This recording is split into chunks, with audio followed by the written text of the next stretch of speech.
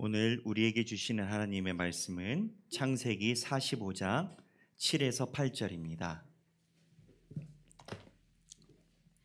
창세기 45장 7에서 8절 말씀이 되겠습니다. 제가 가진 성경은 71페이지입니다.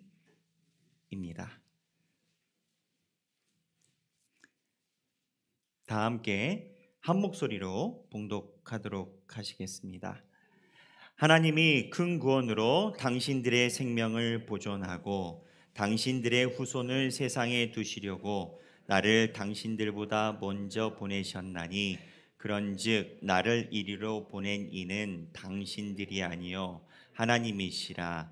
하나님이 나를 바로에게 아버지로 삼으시고 그 온 집의 주로 삼으시며 애굽 온 땅의 통치자로 삼으셨나이다. 아멘.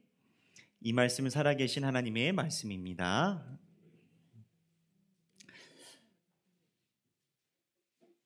여러분, 오늘 여러분들과 함께 나누려는 요셉의 이야기는 우리가 잘 아는 이야기입니다.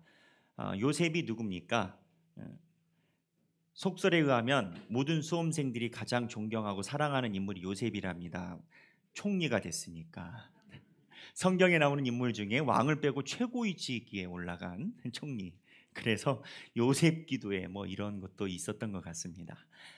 요셉은 처음에 형제들 사이에서 꿈을 꿨는데 꿈꾼 걸로 미움을 많이 받았죠. 그래서 꿈꾼 걸로 미움을 많이 받아서 형제들이 요셉을 팔았고 노예로 애굽 땅에 갔다가 거기서 유명한 장군의 집에서 성공했고 누명 씌워서 감옥 갔다가 다시 왕에게 총리가 된, 어떻게 보면 인생도 이렇게 기구한 인생이 없는 사람입니다. 요셉 이야기에 보면 특이한 게 있습니다. 하나님이 요셉과 직접적으로 대화한 장면이 단 한 번도 나오지 않습니다. 다른 선지자들은 좀 다릅니다. 근데 요셉은 단 한 번도 안 나와요. 그리고 또 하나, 요셉 사건에는 하나님이 요셉의 인생에 직접 개입하신 천재지변이나 이적과 기적이 하나도 안 나옵니다. 요셉이 하나님과의 관계에서 받은 유일한 사인은 꿈 하나입니다. 이게 무슨 얘기냐? 어떻게 보면 보는 각도에 따라서는 신앙생활이 극히 평범했다는 거예요. 특별한 인생에 소위 번개 맞고 찌릿한 게 없었다라는 거. 근데 요셉이 자기의 그러한 인생을 살았는데 이러한 인생이 순탄했느냐? 순탄하지 않았죠. 아버지에게 사랑받다가 노예됐다가 노예에서 최고에 올라갔다가 누명 씌워서 감옥 갔다가 총리가 됐으니 이렇게 순탄하지 않고 하나님의 직접적인 개입도 없습니다. 요셉은. 그런데 요셉이 나중에 부모와 형제를 만났을 때 뭐라고 이야기를 하느냐? 내 인생은 하나님이 나를 계획하시고 나를 당신들을 구원해내려고 사용하셨다. 이렇게 고백을 합니다. 다른 각도에서 얘기를 하면 자기 삶에 하나님이 나를 부르신 소명을 요셉이 고백을 하고 있는 겁니다. 그러니까 이게 왜 중요하느냐? 신앙인들에게 있어서 소명은 매우 중요합니다. 그리고 우리 신앙인들의 관점에서 보면 삶의 죽음은 이 땅에서 하나님이 주신 소명이 끝났을 때 우리가 하나님의 천국으로 불러간다라고 생각을 합니다. 따라서 모든 신앙인은 내가 어느 처소에 있든지 간에 신앙을 가진 사람은 직장에서도 학교에서도 가정에서도 하나님이 나에게 원하시는 뜻이 무엇인가를 많이 집중합니다. 특히 인생이 힘들고 중요한 선택을 해야 될 때 더더욱 신앙인들은 하나님의 부르심이 무엇인가라고 이렇게 생각을 합니다. 아마 우리 하길교회 성도분들은 그러한 인생을 살고 계실 겁니다. 확신을 합니다. 그렇다면 요셉이 나중에 내 인생을 보니까 하나님께서 나를 부르셨다. 요셉은 지금 확신을 하고 있거든요. 근데 요셉이 자기 인생에 대해서 확신을 하는데 특이한 점이 아까 얘기했던 것처럼 첫째, 하나님이 특별한 사인을 주신 적이 한 번도 없다. 창세기에 나온 선진 중에. 그렇다고 기적이 일어나고 막 하늘이 덮이고 한 적도 없다. 꿈 하나만 꿨다. 인생은 매우 기구했다. 그렇다면 요셉은 도대체 어떠한 마음에서 하나님께서 나를 이끄셨다라는 확신을 갖게 됐는가? 이게 우리가 봐야 되는 부분입니다. 왜냐하면 우리도 인생에서 하나님의 부르심을 언제나 찾기 때문입니다. 어떤 사람은 그럽니다. 요셉이 성공하니까 그런 거 아니냐, 총리가 되니까. 그럴 수 있어요. 우리가 가끔 올림픽이나 금메달 리스트들이 내가 하나님의 영광을 위해서 한다면 참 좋다라고 생각을 해요. 근데 요셉은 달라요. 요셉은 일반적인 정신을 가진 사람이라면 하나님을 안 믿어도 100번은 안 믿을 수 있는 환경 속에 있었습니다. 가장 상처가 된 형제들이 나를 인신매매범에게 팔아넘긴 겁니다. 노예 상인이 인신매매범 아닙니까? 여러분 생각해 보십시오.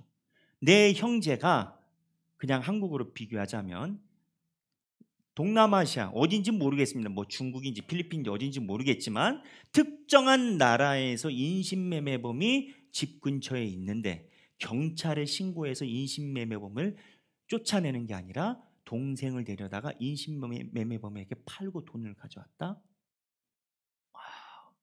근데 그 형제가 다 믿는 신이 하나가 있는데 누구? 하나님?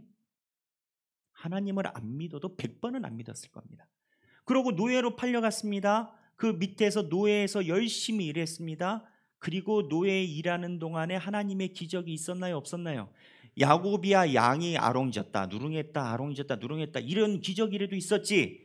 요셉은 아무런 하나님의 개입이 없습니다. 그래서 성공을 했어요. 하나님의 능력이라고 볼 수 있을까요? 어려울 겁니다. 그러니까 요셉은 결과적으로 보면 끝자락에서 하나님을 고백하기가 더 힘든 환경 속에서 살았다라는 겁니다. 근데 분명한 건 아까 초두에서 얘기를 했듯이 요셉은 분명 하나님께서 나의 인생을 사용하셨다라고 고백을 하고 있어요. 그렇다면 요셉은 하나님께서 나의 인생을 사용하셨다를 어떻게 알았을까요? 이게 우리가 직장에서, 학교에서, 가정에서 요셉의 눈높이를 봐야 되는 겁니다. 요셉의 인생은 사실은 지속적으로 하나님의 뜻대로 살아가려는 아등바등이 있었습니다. 결과적으로 하나님의 뜻을 알았다라고 하지만 결과에 갑자기 하나님 뜻을 안 게 아니라 어떻게 보면 요셉은 믿음으로 버틴 겁니다. 그 믿음이 뭐냐? 형제들도 마찬가지였습니다. 요셉의 인생의 기본적인 전제는 뭐냐면 어떠한 상황도 자기가 선택한 적이 없다라는 겁니다. 어떠한 환경도 내가 선택한 적이 없다라는 겁니다. 그런 점에서 현대 직장인들과 비슷한 점이 많습니다. 우리는 직업을 즐거워하거나 내가 하고 싶어서 선택했다기보다는 솔직히 얘기하면 연봉 많이 주고 돈 많이 벌 수 있는 직업을 선택을 합니다. 내가 선택한 것 같지만 사실은 환경이 내 수준을 선택한 겁니다. 환경과 사회가 원하는 눈높이로 내가 맞춰서 그 환경에 적응한 거지, 내가 그 직업에 하나님의 소명이 있다 생각하고 직업을 선택하는 경우는 극히 드뭅니다. 많은 청년들이 상담을 해도 결국은 연봉 높은 회사에 갑니다. 근데 이게 우리의 실제적인 모습입니다. 이곳에서 하나님의 뜻을 어떻게 살펴보고 알아볼 수가 있습니까? 요셉은요, 처음에 태어났을 때 가정 환경이 극렬하게 안 좋았습니다. 신학자들이 그리 봅니다. 요셉의 아버지가 누굽니까? 야곱이죠. 야곱의 와이프가 몇 명이십니까? 4명입니다. 4명이 낳은 아이들이 총 몇 명입니까? 12명. 12명의 자녀를 낳았습니다. 이 12명의 자녀가 어머니가 4명이 다 다릅니다. 사실 요셉이 형제들에 의해서 팔려가게 된 배경에는 많은 신학자들이 볼 때, 구약학자들이 볼 때 형제들 간의 완력 다툼 속에서 일어난 일로 봅니다. 충동적으로 동생이 꿈꿨다라고 팔긴 너무 힘들다라는 겁니다. 야곱의 인생이 또 사나웠습니다. 야곱은 편애를 대놓고 했습니다. 와이프도 대놓고 편애를 했습니다. 한번 생각해 보십시오. 우리 어머니가 야곱이 사랑하지 않는 부인인데 우리 어머니를 아버지가 안 사랑해. 그러면 여러분, 아들 된 그 아들의 기분이 어떻겠습니까? 요셉이 선택하지 않은 환경 자체가 위기의 가정인 겁니다. 근데 이 위기의 가정에서 요셉은 한 가지 신랄 같은 끈을 잡고 있었습니다. 그게 뭐냐? 형제들과 서슴없이 지내려고 정직하고 솔직하게 다가가고 이야기하려고 노력했다라는 겁니다. 우리는 요셉을 배울 때 요셉이 너무 어려가지고 철없어서 꿈을 형제들한테 이야기했다라고 생각을 하는데요, 성경 본문에 보면 그때 요셉 나이가 몇 살로 나오는지 아십니까? 성경에는 보면 17세입니다. 이몽룡이 춘향이가 몇 세였는지 아세요? 춘향이가 18세입니다. 그렇죠? 방년 18세. 춘향이는 18세에 혼사를 논하고 있었습니다. 그러면 17세는요? 지금 17세와 그 당시 17세는 다릅니다. 인간의 수명 자체가 다르기 때문에 알 만큼 알 만한 나이라는 겁니다. 근데 요셉은 어쨌든 형제들 간의 사이에서 무언가 있어도 한 가지 끈을 놓치지 않았는데 그건 형제들과 소통하면서 정직하려고 노력했다라는 겁니다. 이 정직이 중요한 신호입니다. 왜냐? 형제들이 요셉을 팔고 아버지에게 한 행동이 뭐였냐? 거짓말이었습니다. 자기들이 팔아놓고 들짐승들이 죽였다. 그래서 그 본문에 명백하게 요셉이 자기의 꿈에 대해서 형제들에게 속이지 않고 있는 그대로 이야기한 정직과 아버지에게 거짓말한 형제를 오버랩 시킵니다. 그러니 요셉은 자기가 가진 첫 직장에, 내가 선택하지도 않은 그 환경에 주변에 딱 갔더니 이쪽에서는 이 과장님, 저쪽은 김 과장님, 저쪽은 최 부장님 라인을 타고 있는데 서로 감추면서 움직이는 그 분위기 속에서 정직과 소통을 기반으로 생활을 한 겁니다. 그렇게 보면 결과는 어땠습니까? 노예로 팔려갔습니다. 직장을 잃은 거나 똑같은 거예요. 더 심한 거. 그리고 나서 그때 하나님의 뜻대로 무언가 자기 안에 있는 알만한 감정으로 정직을 추구하면서 살았는데 두 번째 인생의 굴곡에서도 정말 어리석은 선택을 합니다. 두 번째 인생의 굴곡에서 무엇을 선택합니까? 노예로 잡혀갔습니다. 보통 노예가 집사가 된다는 것은 굉장히 성실히 일할 때 가능한 겁니다.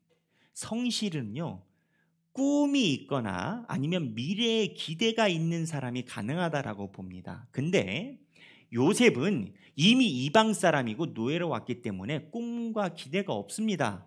그럼 요셉이 뭐가 있느냐? 자기가 가지고 있는 신의에 대한 성실감밖에 없는 겁니다. 그러니까 어디나 갖다 놔도 양심상 로마서에 의하면 하나님이 주신 알만한 것에 의해서 그냥 대충 못 살겠다 이건 거예요. 소위 모범생인 겁니다. 그러다 보니 집사까지 올라갔는데 요셉이 또 한 번 상처를 경험합니다. 무슨 상처요? 사랑하는 형제들에게 배신을 당했지만 두 번째 요셉이 있었던 그 노예 생활에서 내가 사랑하는 지휘관, 내가 그렇게 아끼고 모든 걸 최선을 다해준 보디발에게 배신을 당합니다. 내 말을 안 믿어요. 와이프 말을 믿지. 상처가 두 번이나 나옵니다. 이 정도 되면 하나님, 내가 정직하고 솔직하게 사는 게 무슨 의미가 있습니까? 내가 처음에 첫 직장에서 첫 환경에서 정직과 공의로 형제들을 대했는데 거기서 잘렸지 않습니까? 쫓겨났지 않습니까? 하나님, 두 번째 내가 그래도 그 바닥에서부터 열심히 살았는데 똑같이 또 배신당했습니다. 처음엔 형제들에게 배신당했는데 두 번째는 내가 그렇게 충성을 다했던 사람에게 배신당했습니다. 이쯤 되면 머리가 좋아야 됩니다. 어떻게 좋아야 되느냐? 정직과 성실을 기반으로 사는 게 아니라 그때부터는 줄 타야 됩니다. 줄을 어떻게 타느냐? 나보다 힘있고 나의 지휘관이 원하는 말을 먼저 캐치해서 뱉으면 됩니다. 사회에서 성공하고 인정받는 것은 내 주임 교수님이 됐든 내 상사가 됐든 그분의 생각을 먼저 읽고 그분이 입에서 뱉기 전에 그분이 원하는 대로, 좋은 거든 나쁜 건 나중에 생각하는 거예요. 그런데 요셉이 세 번째도 또 그러한 장면에 봉착을 합니다. 그런데 요셉이 여기서도 끝까지 하나님을 향해서 성실함을 놓치지 않습니다. 언제냐? 바로왕을 만났을 때입니다. 바로왕을 만났을 때 바로왕이 이야기를 합니다. 내 꿈을 해석해라. 그 애굽의 왕이 바로왕입니다. 내 꿈을 해석하라고 하는데 우리는 간단히 생각합니다. 하나님이 주신 대로 7년 기근, 7년, 흉년, 풍년. 그렇지 않습니까? 우리는 요셉이 이 말을 바로왕 앞에서 말하기가 쉽다라고 생각합니다. 근데 바로는 그때 절대 권력자입니다. 상상을 한번 해보십시오. 절대 권력자 앞에서 7년 풍년을 이야기하는 것은 쉽습니다. 근데 그 권력자가 통치를 하고 있는데 7년의 기근이 올 것이다? 쉬울까요? 저는 그 생각도 해봤습니다. 왜 꿈 해몽하는 사람들이 바로 왕에게 이 꿈 해몽을 못 해냈을까? 아마 그들도 얼추 비슷하게 이집트에 있는 지팡이를 뱀으로 만든 마법사처럼, 혹은 뭔진 모르겠는데 불길한 감을 앓을 수 있는 마법사가 있을 수도 있겠다. 그런데 그들이 절대적으로 뱉지 못한 건 왕이 그 소리를 원하지 않는 것. 무슨 얘기냐? 이러한 시각으로 쭉 살펴보면 요셉은 하나님이 도와주시든 도와주시지 않든, 하나님이 내 직장에 계신다라고 역사를 보여주시든 보여주시지 않든, 하늘에서 기적이 일어나든 기적이 일어나지 않든, 내 인생이 성공하든 꼬꾸라지든 그냥 자기가 해야 되는 성실을 유지했고, 바로왕 앞에서는 그 성실이 당직으로 변합니다. 그래서 죄송하지만 바로왕이요 7년 기근이 옵니다. 요셉이 이제껏 폭풍과 경랑의 인생 중에서 자기의 신념과 소신을 그대로 가져오는, 하나님께서 주신 알만한 감정을 가져오고 지켜내는 그 노력을 유지하지 않았다면, 제가 볼 땐 맨 마지막에 하나님이 직접 귀에다 이야기를 해줘도 바로왕 앞에서 이 말을 안 뱉어야 살아남으니까, 내가 하나님이 말한 대로 뱉었다가 형제들한테, 내가 하나님이 보여준 꿈대로 이야기를 했다가 형제들한테 좋은 뜻으로 얘기했는데 인생이 망했는데 하나님이 또 이걸 얘기하는, 형제들 꿈보다 7년 흉년이 바로왕 앞에서 더 이해하기 힘든 것일 수도 있습니다.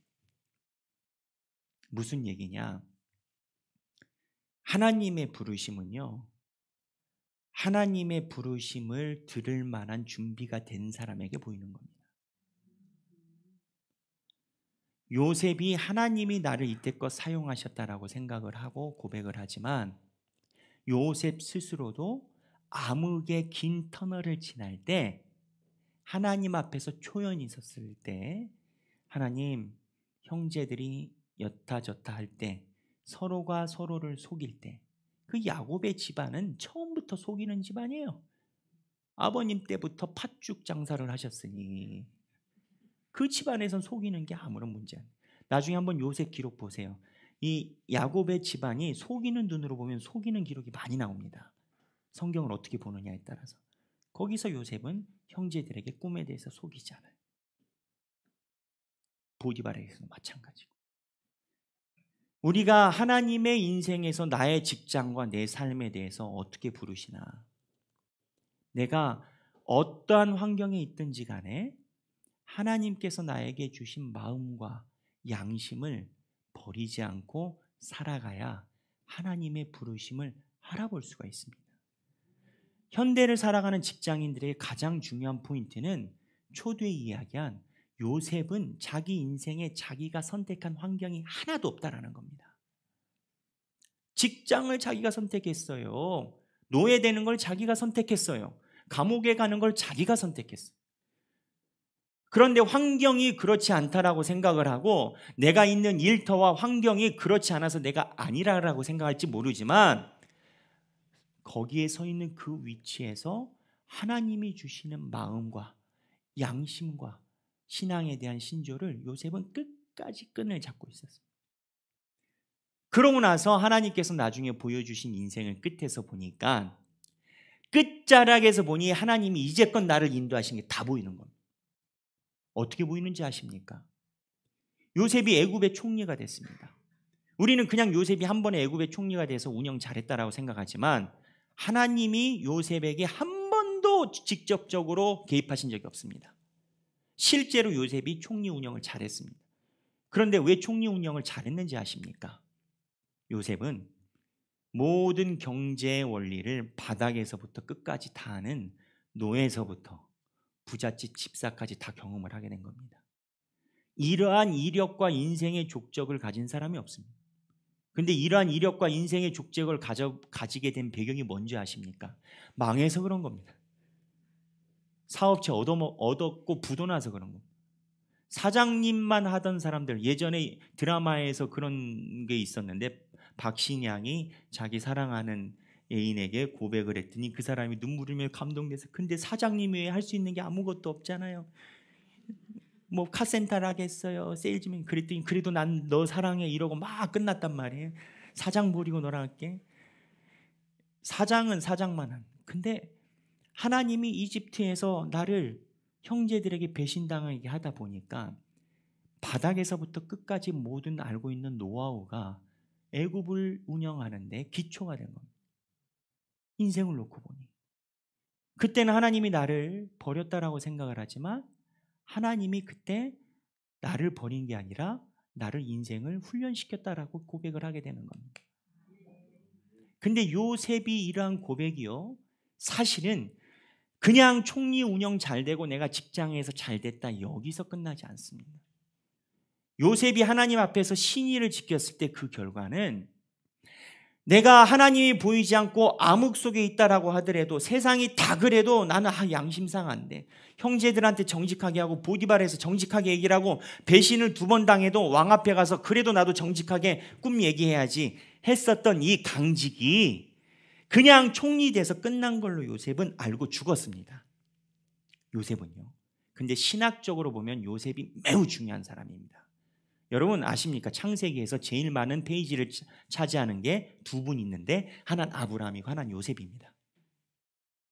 성경의 분량은 그 사람에게 이야기하는 바가 큽니다. 근데 이 두 사람의 극렬한 대조점이 있습니다. 아브라함은 하나님이 본토 아비집을 떠나 내가 내 자손을 많게 하리라. 근데 아브라함 때 모든 족속이 다 배타적입니다. 근데 요셉으로 넘어오면서 바뀝니다. 아브라함과 그 족속은 구스 여자나 이방 여자랑 결혼하면 성경에서 나쁘게 기록해야 합니다. 근데 요셉은 와이프가 첫 아내가 외국 사람이에요. 애굽 사람. 성경에서 아무 이야기도 하지 않아요. 뭔가 하나님이 이야기하는 변화의 그 기로 있는 겁니다. 신학적으로 요셉이 왜 중요한 줄 아십니까? 가나안 땅에서 아브라함의 족속이 숫자가 얼마 안 됐습니다. 그래서 가나안 땅에서 돈을 많이 벌어봤자 이방인들에게 약탈당합니다. 숫자가 많아야 지키는데. 근데 이집트로 내려가고 난 다음에 어떻게 되느냐? 이집트 바로왕이 요셉과 친하니까 땅 하나를 줍니다. 고센 땅. 너희들은 가축을 치니까 냄새나서 같이 못 살아. 고센 땅에다 주고 그 고센 땅이 이집트 안에 한 어떻게 보면 호남처럼 한 지역입니다. 지역이다 보니까 이집트가 430년 동안 성경에 의하면 이집트는 몇천 년 동안 강대국이었으니까 이집트 안에 영주권을 가지고 430년을 고센 땅에서 살다 보니 나중에 남자만 60만까지 확 풀어나는 겁니다. 그러니까 이집트 땅에 가가지고 하나님께서 품어놓으신 그 자궁과 같은 그 고센 땅에서 430년을 보내지 않았다면 출애굽을 시켜놔도 숫자가 안 돼서 못한다니까요. 다른 나라랑 경쟁을 못한다니까. 하나님이 어쩌면 가나안 땅에서 이스라엘 백성들을 영구적으로 가져가기 위한 이스라엘 백성을 강하게 육성시키고 외세에 의해서 침략받지 않을 묘한 구도로 요셉을 통해서 집어넣으신 겁니다. 그래서 애굽을 일종의 이스라엘 백성의 자국 역할을 했다라고 이야기를 합니다. 요셉은 이 그림 알았을까요? 몰랐어요. 요셉 몰랐어요. 요셉 때는 성경이 없었으니까. 근데 하나님이 어두운 터널을 지날 때 자기 신념과 소신을 가지고 산 사람을 나중엔 큰 그림에서 자기도 모르는 곳에 사용하셨다는 거예요. 우리가 많은 선교사들이 있습니다. 언더우드, 칼빈, 루터, 기타 등등. 신앙의 선배. 이기품 선교사님도 마찬가지고. 이기품 선교사님이 기록에 의하면 호남에서 목회를 할 수 없는 지경이 돼서 제주도로 가셨어요. 어떻게 보면 요셉이 자기의 형제들에게 버림받는 듯한 그러한 그림을 갖고 제주도로 가셨어요. 이 모든 게 본인들은 모르나 하나님 앞에 소신을 짓고 살아간 사람은 하나님이 후대의 그림에서 봤을 때 본인들도 모르는 큰 그림 안에 사용하셨다라는 겁니다. 여러분, 우리는 직장과 삶 속에서 하나님이 나에게 무슨 계획을 하시는지 이야기라도 해주시면 좀 버티기 쉽습니다. 근데 안 보여요. 요셉이 형제들과 다툼이 있을 때 하나님의 뜻이 보였겠습니까?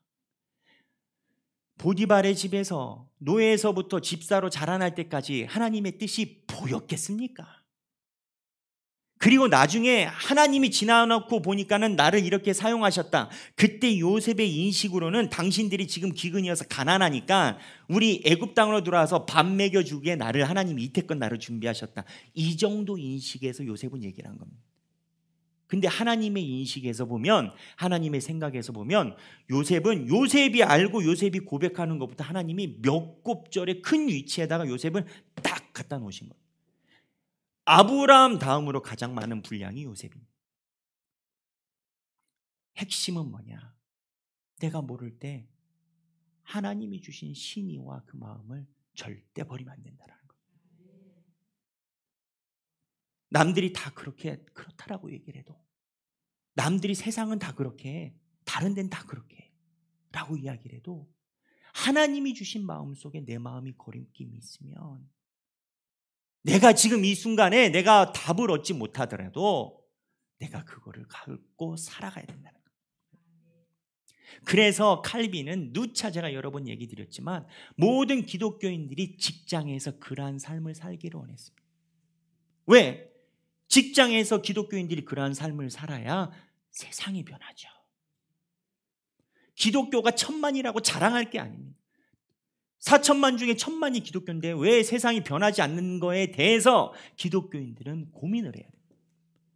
오히려 초대교회 교인들은 그 당시 인구의 0.0001%였습니다. 0.0001%밖에 안 되는 그런 초대교회 교인들이 로마 제국을 국교화시켰습니다.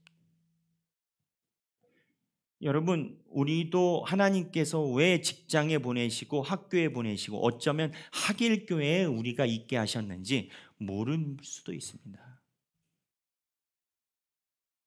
그런데 하나 잊지 말아야 되는 건 하나님이 나에게 주신 마음과 하나님이 보여주신 길이 있다면 그거를 잡고 있어야 나중에 하나님이 응답해 주실 때, 하나님이 보여주실 때 내가 요셉이 되어 있습니다. 중간에 가다 안 가면 안일감만 못합니다. 요셉은 그렇게 사용됐지만 중간에 가다 안일감만 못한 형제들이 무려 11명이나 있었음을 우리는 기억을 해야 됩니다.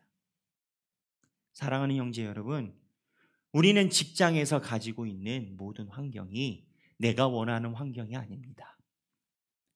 내가 사회에서 가지고 있는 환경이 내가 원하는 환경이 아니고 왜 내 사업체는 맨날 엎어졌다가 숨 꼴딱꼴딱 샜다가 엎어졌다. 내가 가지고 있는 자산은 맨날 왔다 갔다 하다가 이거 보다가 노이로제 걸리게 생겼고. 그런데 그게 중요한 게 아닙니다. 하나님이 보내신 그 자리에서 하나님의 음성을 들으면 그곳이 나의 삶의 부르심이요 나의 예배처가 되어야 됨을 명심해야 됩니다. 요셉은 그러고 살았습니다. 아니, 그러고 살지 않았으면 나중에 하나님이 나를 사용하셔서 이렇게 해주셨다라고 고백을 못합니다. 하나님을 버려도 100번은 버리고도 남을 인생이었습니다. 사랑하는 성도 여러분, 저와 여러분이 요셉처럼 어떠한 환경에 있더라도 하나님의 길, 하나님의 신의를 버리지 않는 하나님의 축복받는 백성이 되길 주님의 이름으로 축원합니다. 여러분들과 함께하고 싶은 찬양이 있습니다. 아무도 예배하지 않는 예배자란 찬양입니다. 이 찬양을 보면 가사가 그렇습니다. 아무도 예배하지 않는 그곳에서 주를 예배하리라. 요셉이 형제들 만났을 때 아무도 하나님 신경을 안 써요. 속고 형제들끼리 라인 타고 힘겨루기 하고, 그러니 자기 동생을 인신매매범에 팔고 아버지를 속여도 회개했다는 소리가 없죠. 형제가 그런 상황인 거예요.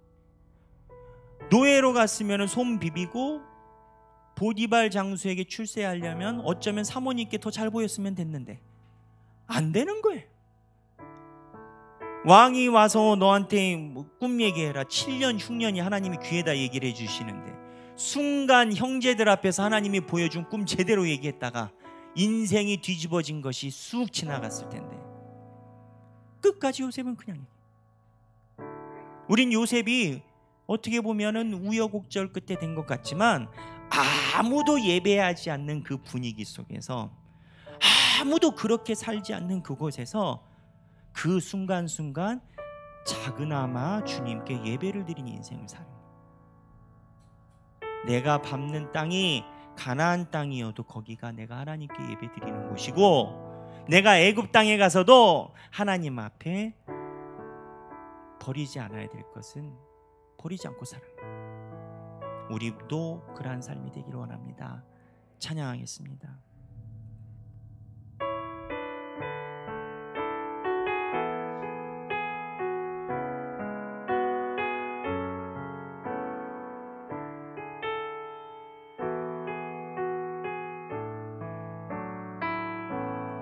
아무도 예배하지 않는 그곳에서 주를 예배하리라. 아무도 찬양하지 않는 그곳에서, 아무도 찬양하지 않는 그곳에서 나 주를 찬양하리라. 누구도 헌신하지 않는, 누구도 헌신하지 않는 그곳에서 주께 헌신하리라. 누구도 증거하지 않는, 또 증거하지 않는 그곳에서 나 주를 증거하리라. 나 주를 증거하리라. 내가 밟는 모든 땅 주를 예배하게 하소서. 주의 보혈로 덮어지게 하소서. 내가 선 이곳 주의 거룩한 곳 되게 하소서. 주의